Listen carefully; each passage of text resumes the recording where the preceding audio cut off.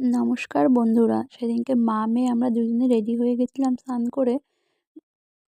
কোথায় গেছিলাম? হ্যাঁ, ঠিক ধরেছেন, পুজো দিতে। আসলে দিনটি ছিল আমার মেয়ের জন্মদিন। তাই জন্য আমরা একটু মায়ের কাছে পুজো দিতে চলে গেছিলাম। তারপর মেয়ে ওখানে পুজো দিয়ে এসে এখানে মাও ঠাকুরের আমাদের গোপুর কাছে একটু আরতি করে দিল আমার মেয়ের নামে। আর মেয়ে দেখুন ঘন্টা বাজাচ্ছে এবং এবং পুজো দেওয়া হয়ে গেলে তারপরে গোপুর আশীর্বাদ নিয়ে আজকের দিনটা মা শুরু করলো।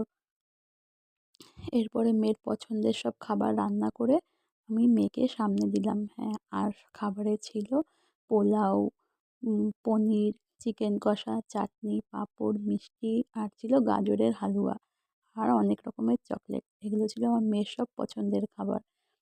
আর বেশি কেউ আসেনি, শুধু আমার মা আর ভাই এসেছিল। আর সন্ধ্যাবেলায় সবাই জেঠুরা এসেছিল, আর কেউ আসেনি, ওই জন্য আর কাউকে দেখতেও পাচ্ছেন না।